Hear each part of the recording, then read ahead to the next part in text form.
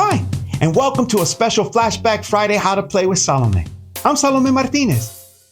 Have you ever wanted to be a pirate racing around the Caribbean, looting treasure, firing cannons, and absolutely betraying your friends along the way? Well, now you can, in a modern classic that's been sailing since 2007, Jamaica.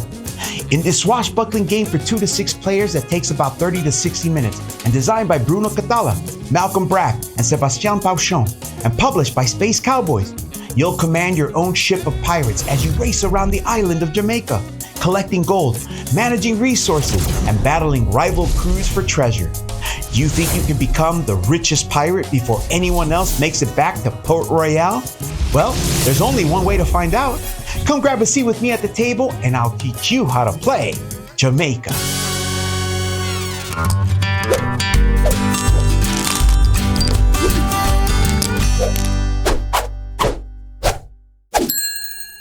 To begin playing this swashbuckling and treasure-hungry game, we must start with the setup.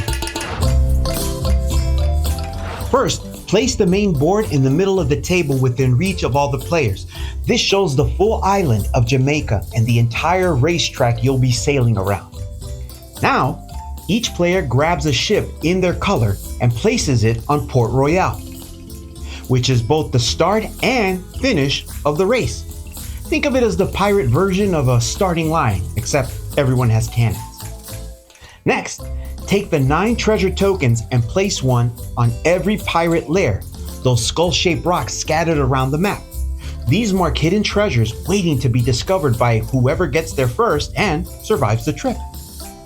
Now, grab the treasure deck, shuffle it, and randomly draw 9 treasure cards and place them face down on the right side of the navigation box on the board. Return the remaining treasure cards to the box without looking. Those treasures are lost to the sea forever. Tragic. Then, place the combat die on the fortress space on the board. You'll use this later whenever ships collide and feelings get hurt. Now, each player takes a personal board with 5 cargo holds. This is where you'll store all of your loot, snacks, explosives, and questionable life choices. Next, grab your deck of action cards, give them a good shuffle, and place them face down above your board. And draw 3 cards into your hand. Hold them so that you can see the icons in the corner, like you're holding pirate secrets. Now, place gold, food, and gunpowder tokens nearby to form the shared bank. Then, each player takes 3 food and 3 gold from the supply and load them into 2 empty holds, however you want. Finally, give one player the compass marker and the action dice. They are the first captain, ideally the one that's most likely to shout "Arr" unprompted. Last one, I promise. And just like that, your ships are docked, your treasure is hidden, and the race for pirate glory around Jamaica is about to begin. The object of the game is to race your ship all the way around the island and make it back to Port Royal. But the real winner is the pirate with the most points earned from how far you traveled, how much gold you've collected, and the treasures you managed to steal. You'll play Jamaica over several rounds, and each round always follows the same rhythm. The captain sets the tone, everyone secretly commits to a plan, and then the chaos unfolds. At the start of each round, the captain rolls the 2 action dice. Before placing them, the captain gets to look at the 3 action cards in their hand, and only then decide which die goes in which of the navigation slots. Once the dice are placed, everyone looks at the 3 action cards in their hand and secretly chooses one.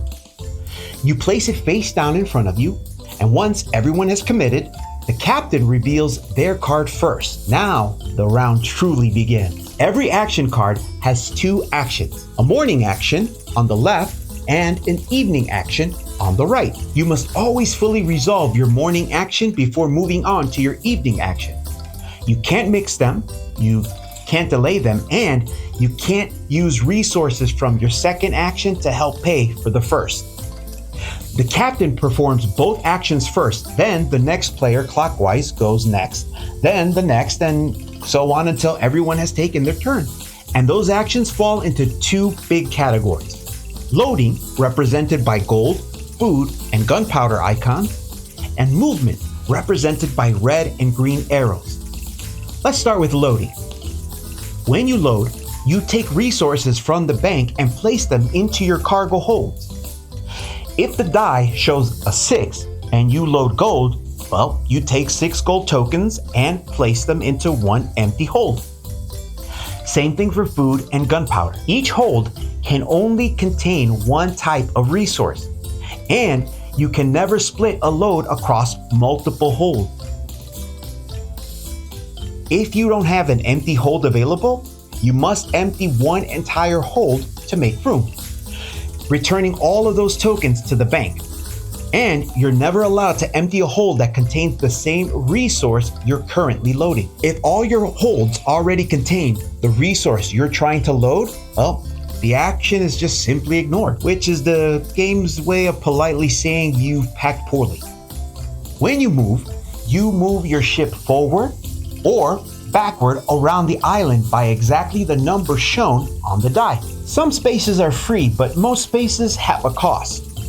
If you land on a port space, well, you pay that number in gold. If you land on a sea space, you pay the number of white squares in food. If you land on a pirate's lair, well, it's always free. Pirates love free stuff.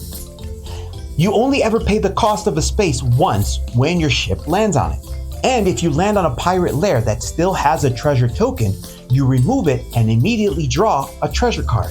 There are 2 types of treasure cards. Power cards, which give you permanent powers and stay face up next to your board for as long as you remain in possession of them. There are 4 power cards, all with unique abilities.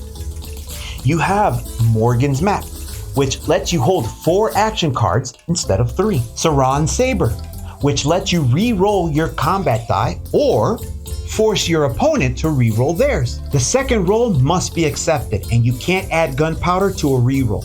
And you must use this power immediately after the die roll you wish to modify. Lady Beth, which adds a +2 to all your combat rolls. And the last power treasure card is the 6th hold, which gives you an extra cargo hold. The other type of cards are the ones with treasures on them.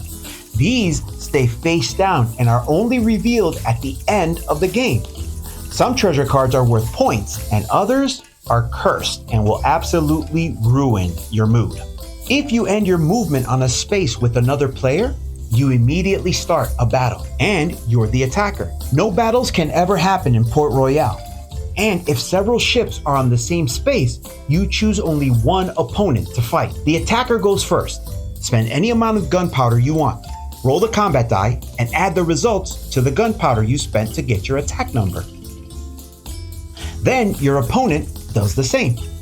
They spend any amount of gunpowder they want, roll the combat die, and add the results to the gunpowder they spent to get their defense number.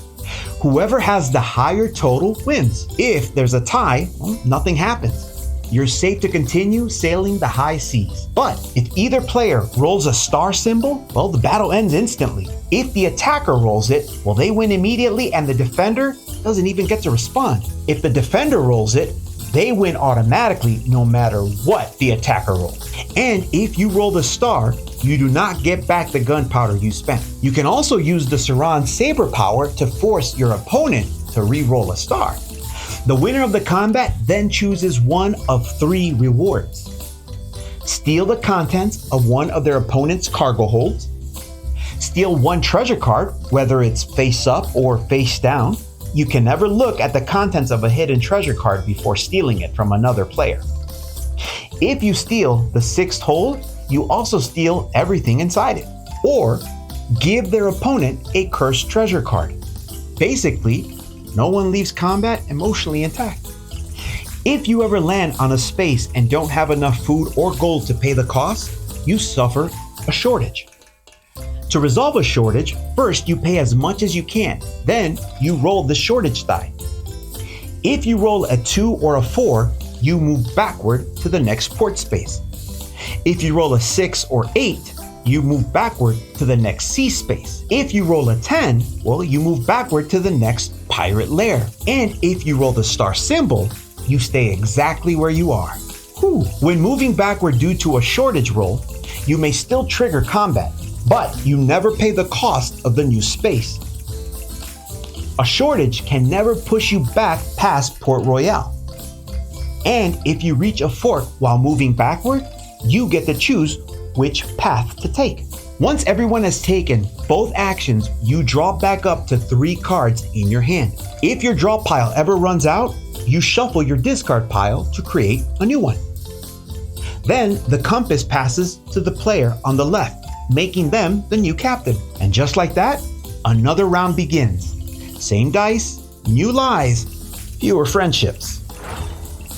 The end of the game is triggered when one player reaches or passes Port Royale.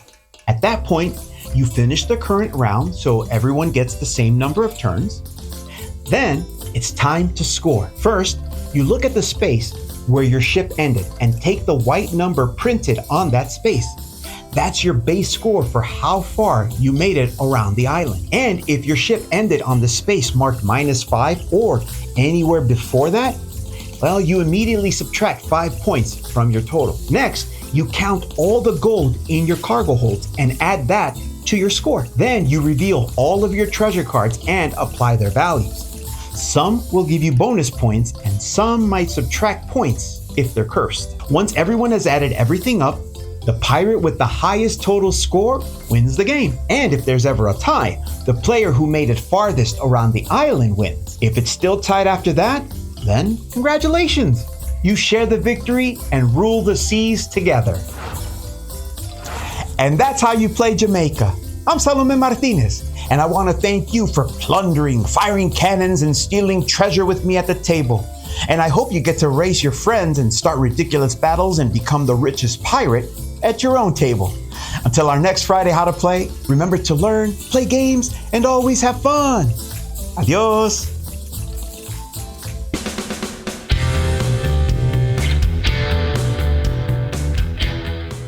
Hey everybody, thanks for watching this video. If you like this review, check out our channel, Dice Tower. We have all kinds of things. We review games, we do top 10s, we play games live. It's all about board games, but especially the people who play them. Check out Dice Tower YouTube channel.